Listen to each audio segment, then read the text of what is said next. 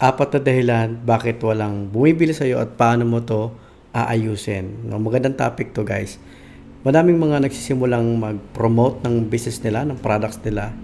Pero nagtataka sila bakit maganda naman yung kanilang inaalok. Pero wala silang sales, walang results. Or yung iba, they are not happy dun sa sales na nakukuha nila. Konti lang yung benta, ika nga.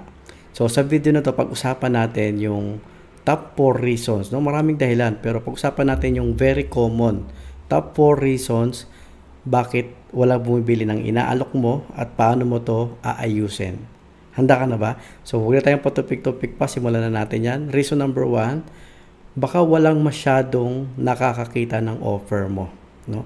Nangyayari to kapag may problema or kulang yung marketing skills or lack of marketing. No? In any business, kailangan maraming tao ang nakakaalam. No? Dapat maraming nakakakita ng products mo. So, kailangan active ka pagdating sa marketing. Kapag walang makakakita, no? Kapag walang, or konti lang yung nakakita ng negosyo mo, obviously, konti lang din yung mag-i-inquire sa'yo. So, ang tanong, ikaw, tinatrack mo ba yung mga leads? Tinatrack mo ba yung mga prospects mo everyday? Sino rito yung nasa real estate, yung mga nasa networking? Sino rito yung mga nasa nag-affiliate marketing? No? Mahalaga na tinatrack mo yung yung mga leads mo everyday. Okay? So, ano ba yung mga ginagawa mo ngayon para masigurado mo na maraming tao yung makakaalam at makakita ng products at services mo? So, meron ka bang strategy? So, kung yan yung challenge mo, ang pwede mong gawin, no, na tips na bibigay ko sa iyo ito. Regular kang mag-post, mag-upload ng mga content sa social media. No, mag-advertise ka sa Facebook, sa TikTok or YouTube, no? Ngayon napakadali nila mag-advertise. Nung araw kailangan mo magbayad ng milyon sa TV, di ba? Pero ngayon napakabilis, isang pindot mo lang, no? Makakapag-advertise ka na. So ako ang ginagamit ko sa business ko yung Facebook ads, no, dahil ayun yung effective for me and mahigit 70 million, no. Can you imagine that? Mahigit 70 million Pinoy yung gumagamit ng FB araw-araw. So napaka-powerful, 'di ba? Pangalawang reason, maling tao ang nakakakita ng promotion mo. Sabihin natin ito, example guys. Sabihin natin na nag-business ka ng pagkain.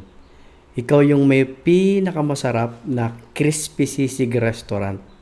Kaso nga lang, nalaman mo later on, yung pinagtayuan mo pala ng business, ng restaurant mo, yung mga tao pala na nakatira doon sa area na yon, pati yung mga kalapit barangay, kalapit na mga municipality, ay puros mga vegetarian. Tingin mo ano mangyayari sa business mo? Di ba mamamatay? Kasi walang bibili dahil hindi sila kumakain ng karne. So, kaya pala walang bumibili ng masarap na crispy sisig mo ay dahil mali o wrong people yung nakakakita ng negosyo mo. I know it sounds exaggerated, no? Pero alam mo ba na ganun yung nangyayari sa karamihan?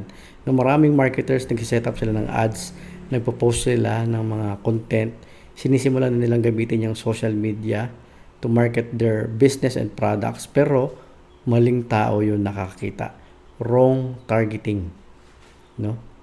So ikaw, make sure yung mga taong makakakita ng promotion mo ay sila yung mga tamang tao para sa products or services na inaalok mo. Sa Facebook ads, meron dong option about targeting.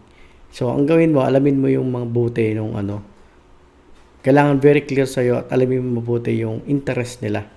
Ano ba yung mga interest ng mga prospects mo? Ano ba yung mga pina-follow nila na page? Sino ba yung kanilang mga pina-follow na mga well-known people? Ano ba yung mga pinapanood nila na videos? Ano ba yung mga binabasa nila mga libro?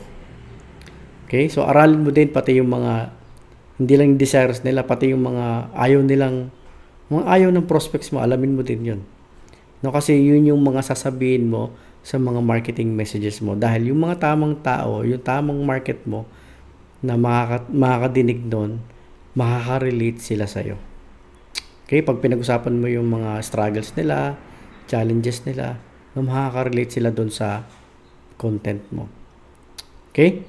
So, pangatlo, baka naman wala pang tiwala yung mga prospects sa products mo or sa business mo. So, sino dito yung nakasubok ng umorder sa Lazada or sa Shopee? I think lahat naman, di ba? So, ano ba yung unang hinahanap mo? Ano ba yung unang tinitingnan mo bago ka mag-check out? Sige nga. Di ba chinecheck mo muna kung merong magandang reviews yung product? Di ba sinisigurado mo muna na legit yung seller? Dahil ayaw mo na basta-basta na lang magtitiwala. Ganun din sa atin. Ganun din sa business mo, guys.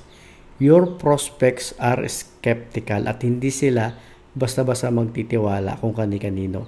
So, ikaw ang gawin mo, pwede kang humingi ng mga reviews sa mga previous client mo. Hingi ka ng feedbacks.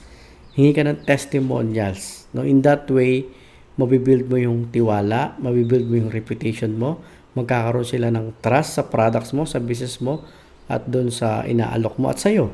No? Lalo na sa mga nagde-network at sa mga nasa real estate. Very important yan, guys, yung ma-brand mo yung sarili mo as valuable person. Okay? Pang-apat, ito, very important tong pang-apat. Karamihan kasi ay merong komplikado at magulo yung kanilang sales process. Ano ibig sabihin yan? Ibig sabihin yan, ano ba yung experience ng mga client mo or ng mga prospects mo sa pagbili nila sa'yo? No, meron ka bang smooth at step-by-step process? No? Madali bang sundan yung step-by-step process para makabili sila? Baka naman sobrang daming fill upan ng mga form. Sa akin, guys, pagka merong nag-alok sa akin na credit card tapos bibigyan ako ng form, ang daming fill upan, hindi ko pinapansin, umaalis na lang ako. Kasi ayaw ko ng sobrang daming pinifill upan. Kayo din ba? Ganun ka rin ba? No? So, kailangan meron kang smooth na step-by-step process. Meron ka bang convenient na payment options? Baka naman walang GCash dyan. Baka nga meron kang website pero sobrang bagal naman pala. 'Di ba? May inip yung mga customers mo. Iko-close na lang nila yan at magpo-procrastinate na lang sila. So kung gusto mong magkaroon at kung gusto mong maging smooth, maging simple at hindi maging komplikado yung sales process mo, kailangan mong gumamit ng sales funnel. Yan na naman si Coach Marvin, sales funnel na naman. Napaka-powerful yan, guys. Ito yung simple at step-by-step process na mag-guide sa prospects mo. Hanggang sila ay maging leads, hanggang sila ay maging customers.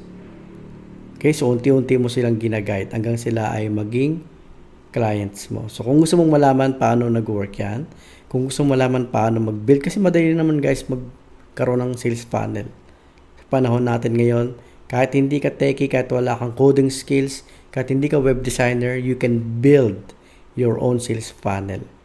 So kung gusto mo malaman, tinuturo ko yan, meron akong free training. I-click mo yung button or yung link na nakalagay dyan sa pin, na nakapin sa comment section. Okay? So meron akong free training, panoorin mo yon para malaman mo paano magkaroon ng funnel kahit hindi ka techie without draining your wallet on expensive funnel builders at hindi mo kailangan mag-hire ng mga web designers. Okay, so thank you so much for watching this short video. I hope marami ka natutunan. Paki-like at paki-share mo naman to kung meron kang natutunan. And kung meron kang question, comment mo lang sa comment section sa baba. I will try my best na sagutin yung mga question mo. See you, bye-bye.